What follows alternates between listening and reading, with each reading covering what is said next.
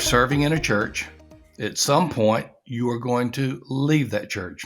I understand there are a few exceptions, but everybody's going to leave one way or another. Retirement, going to another church. And I don't guess you can say too much if your departure is by death, so you probably will not be able to get up and talk to them at that point. But all other departures, there's a certain way you should do it and a certain way that you should not. Welcome to Revitalize and Replant. I'm Thom Rainer. I'm with Dr. Kevin Ezell, the president of the North American Mission Board. And Kevin, we're going to talk about what to do when you are leaving a church. Now, here's what I know about what I can remember about you, Kevin. Your first church was in Fort Worth.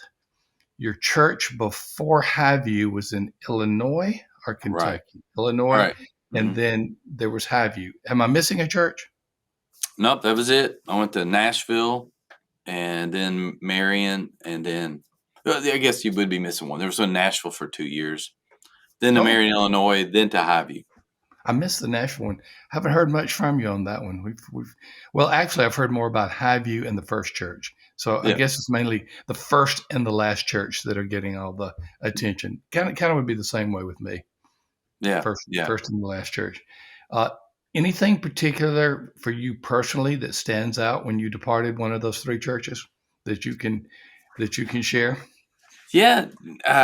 Anything one particular? I'm very relational, so I enjoy the relationships and so I didn't have hard churches. I had some hard things happen in churches, but overall, we had really solid leadership, and so it's just very difficult. Every time I left, it was real difficult. At least a bag of Oreos. That's how I deal with challenge. I eat Oreos. So, but there was nothing. That was a metaphor, like it was tough on the outside, but finally, when you got to the inside of the other one, it was good. But that's not the metaphor you're talking about. No. For me, leaving, I was excited about the future opportunities and all, but the relationships, leaving those in the past, and every time you leave, you're flushing a ton of funerals and weddings and doing things with different, investing in guys in different ways. And it was really hard. Leaving Highview to come to NAM was the hardest because I wasn't going to another church. And so, as you know, you go to an entity, it's more of a cold kind of a thing. You don't have a people, it's much more lonely. Well, yes, I think we both can comment on that. And I got to remember all your Cracker Barrelology. I mean, all the people that you had at Cracker Barrel in that corner table, right when you enter on the right, mentoring them, developing relationships with them, probably hundreds of them over the years. Yeah. Everybody has their strengths, and some have their strengths in the pulpit. My strength happened to be more at Cracker Barrel. And so, honestly, I really did. I led by relationships, which is not always a healthy thing. It doesn't help the next guy often if they're not that way. And so that's why for me, it was just hard leaving those. And I still to this day, I have relationships in all those churches that I connect to, but it was just hard emotionally for us to leave one place and go to the other because of those relationships. Well, I am not relational, being the introvert I am, but I can at least say when I pastored a church, I wasn't relational, but I wasn't that good in the pulpit. So those two balance each other. No, they didn't. They're both negative. Hey, let's talk about what to do when you're leaving a church. There are several points here, and you can add to any of it, of course, that you want to. But the first thing we got to ask is, what kind of departure is it? Are you retiring? Are you resigning to go to another church? Are you resigning but not going to another church? Are you being forced out? Is it what are the parameters and how are you leaving? And Kevin, I just got to believe that each one of these has its own unique list that we could put on this. And I'd be interested to hear what you say. I often have been told that you can tell how good how successful you were at a church by how it transitions a year afterwards. And some of my transitions were good. Some ended up not being so good. And you look back and kind of beat yourself up and say, man, I didn't really prepare them for this. People have often asked me, hey, what would you do different in your transition? And I jokingly, but somewhat, I'd say I would be more manipulative in the process. What Strategic. yeah, the thing is, I stayed totally hands off, and now I guess I stay more engaged in the process. I say I would just stay more engaged and on You the mean more committee, and engaged in the process of the next person coming? Is that what you're yeah, of saying? just helping them transition. Because uh, just my personal experience. Some of it didn't go as healthy as it could have if I'd stayed engaged, but. Well, I don't know. just to defend you, I've been very engaged in a transition, and it doesn't always work out well. Yeah. Well, that E- makes me feel better. See. Even if you are somewhat hands on, it does not always work well. And I've been thinking about. Well, I'm just going. I'm going to move to another topic. I was about to say something, and it would be one of those situations where we would look to the production booth and we would say, "Amy, Akeem, edit that one." So I don't even have to edit what I was about to say. It was on my mind, but I'm about ready to move on to the next thing. That's pretty well Uh, 50% of this, isn't it? yeah, pretty well 50% of it. But of that 50%, you're 80 and I'm 20. So we watch you more closely than others. I actually there's hardly any editing that goes on. Most of the time it is no editing that goes on because Right. we're Kevin and we're Tom, and it just happens. So just as one example, we could do comparisons all day. How would you see differently if you were resigning to go to another church versus resigning, but you're either leaving church ministry or you're going to some other type of church ministry? Is there any difference in the way you say goodbye, or the same principles? I think there is because I think when you leave one church to go to another church, the church feels jilted a bit. Like you're leaving them for another group of people doing the same thing. Yes, And when I left Highview to come to NAM, I explained, there's nowhere else I'd want to pastor than there. And there really wasn't. I love those folks. But Bill calls it something where perhaps you can multiply your impact and help churches to plant churches and do that thing it was easier going to somewhere that's not a church. It was always hard leaving a group of people to go to another group of people somewhere else. that And makes a lot of sense. at least for me, it was. And then there's the whole category of if you've been forced out, what do you say in the pulpit? If you get an opportunity to say anything in the pulpit. Yeah. Yeah. And those are very difficult, especially, well, I've walked several guys through that and it's tough out there. I mean, some churches are not very gracious in those transitional times, and it's That is it's very that is difficult. for sure. Which I think is a major principle for all of these. Don't burn bridges. It's not going to help you to burn bridges in any of these. Right.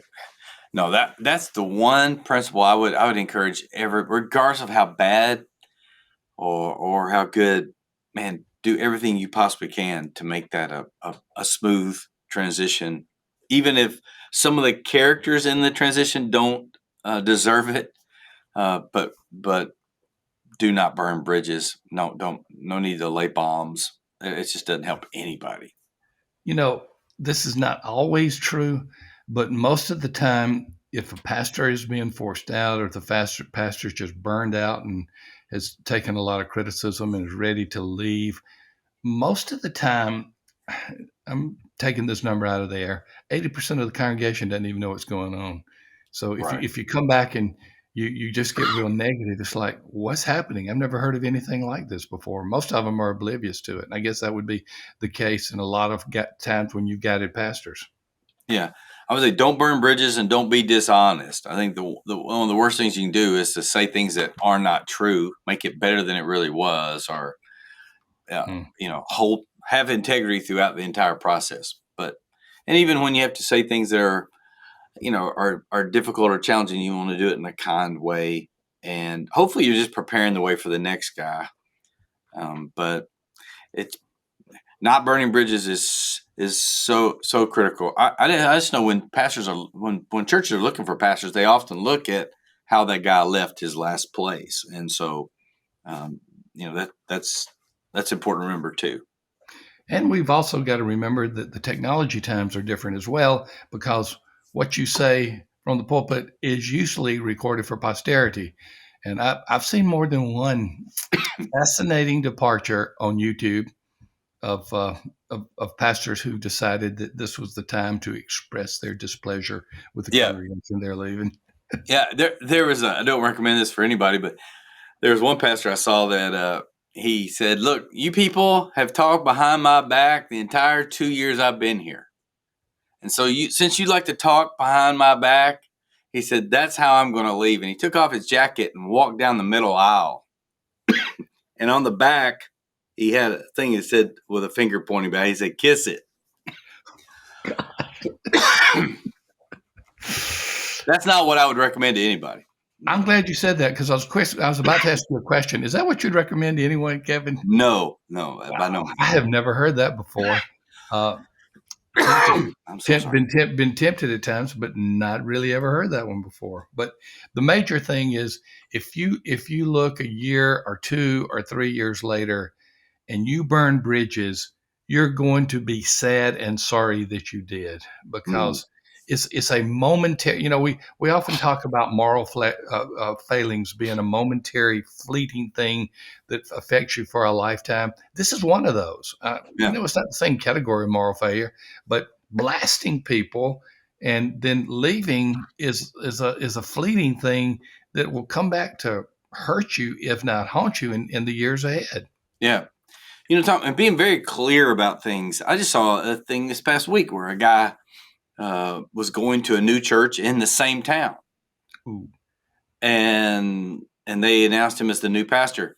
Then he goes back and tells his current church, "Look, I'm not leaving here. I'm just going to do both."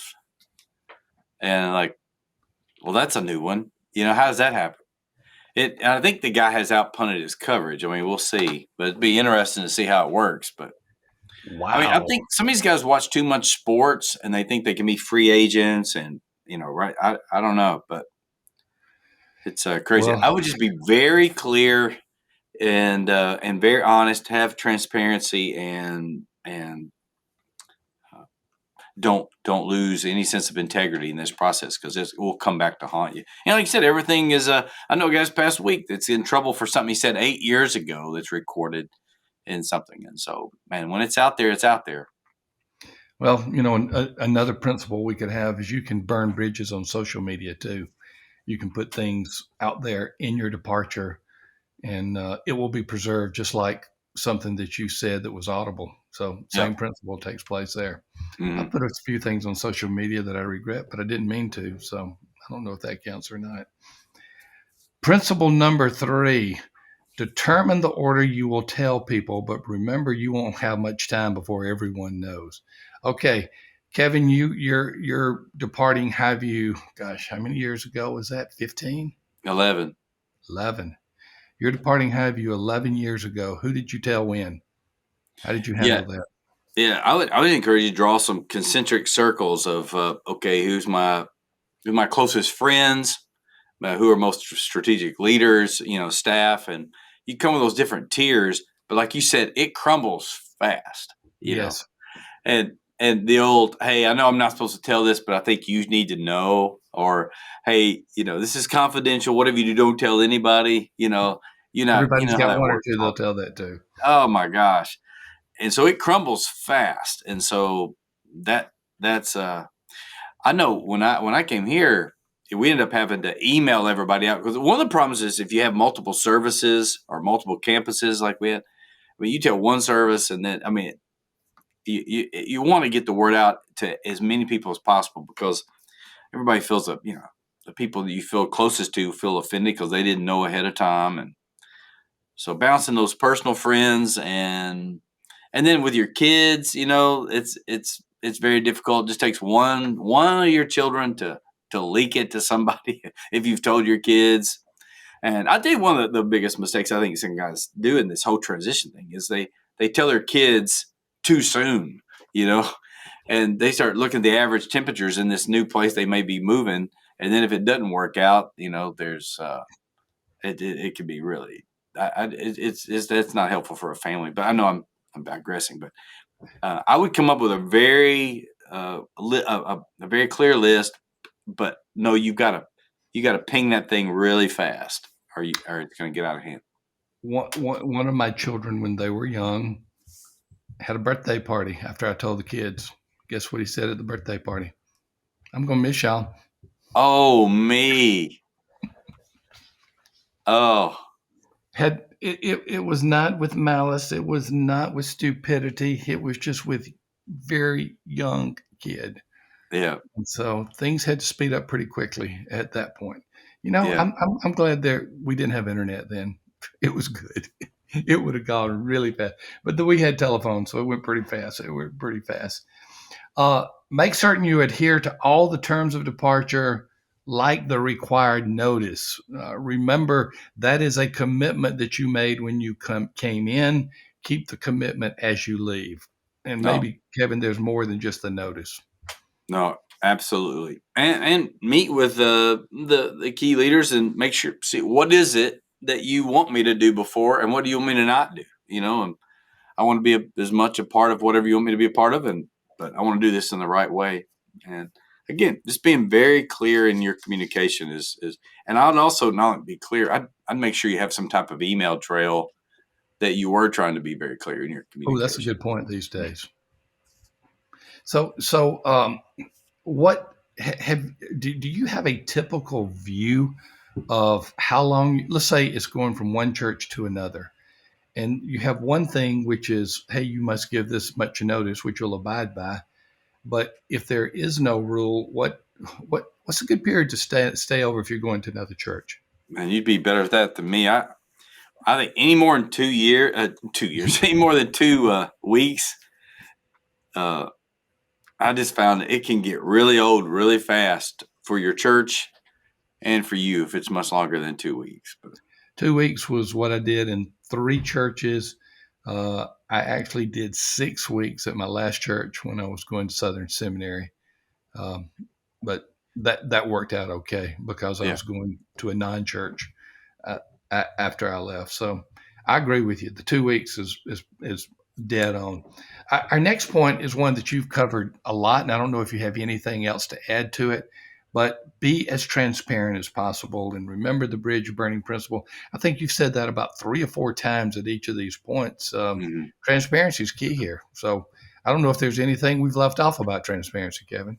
no, absolutely. I mean, quite honestly, man, if you're moving back to help take care of your parents, look, we'd love to be here, but I really needed an opportunity closer to take care of my parents. And that really helps to be clear. It helps people understand that they're not being rejected, for somebody else. And so, but you got to be careful with that. But an appropriate transparency, you know, uh, And I guess you there would just be don't want to some cast.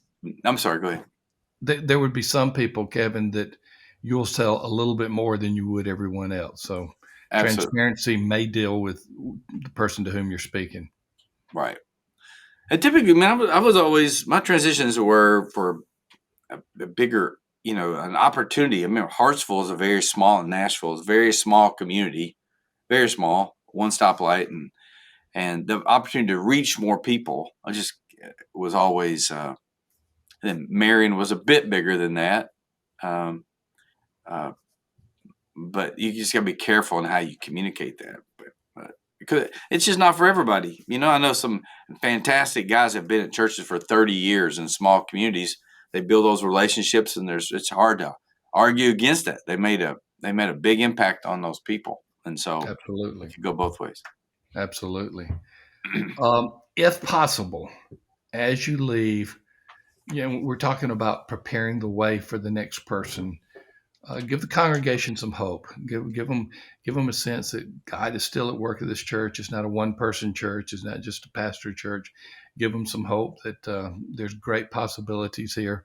If at all possible, give them hope. You may not want to if you're being forced out. That may be a little bit awkward, but in many cases, the transition can be one of hope for them, Kevin.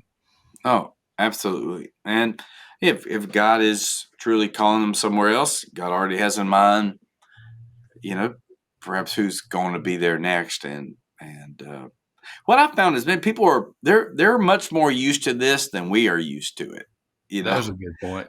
And it very few pastors have been on the other end of this. And you don't want to go to a church that's too familiar with the process. And obviously, they have a pretty quick rotating system. But I just found that they were much more accommodating. I say accommodating. They're much more used to it and prepared for it. And so often, I mean, I was at Highview 14 years, and Wow. so it wasn't like I just got there. So it was a little bit different. I'm trying to absorb this. You haven't been at NAM as long as you were at Highview. No, I wouldn't have, if without calculating the numbers, and of course I knew exactly when you came to Highview, but without calculating the numbers, I would not have thought that. That's a yeah, long year. no, 14 years there, and then 11 here. I think it was hard knowing when I left there, like I will never ever pastor somewhere this long anywhere again. And to know Hmm. that was a final flushing, if you will. Like, man, Wow. that was a scary, lonely time when I went home that Sunday night. And what's funny is they know I eat Oreos it was always a joke. Kentucky loses, I'd eat half a bag of Oreos. And so they had this Oreo pyramid at my reception. It was huge, and everybody ate Oreos, in honor of my leaving. So, but no, it's hard to believe, but that's right. That's a great departure. Well, I began this podcast by saying all of you who are at a church will leave the church at some point. And how you leave the church is going to say a lot about your character. It's going to say a lot about your future. And it's going to say a lot about how you can help both the church where you're departing and the church where you are going. There are different ways that you leave, there are different situations, but all of them call for us to demonstrate integrity, transparency, and not burn bridges. So, if anything else, keep those in mind. Thank you for being on Revitalize and Replant. We're going to keep talking about these types of issues that are practical, particularly in what is the majority of churches across America, the churches that are in need of revitalization. And just join us. We've got some good ones coming up. I know a good one we have coming up in a few weeks is how to respond to criticism when people are saying this about you. Well, that's down the road. It's a few weeks off, but we'll talk about that later. Thank you again for being at Revitalize and Replant. We're helping churches get healthier together.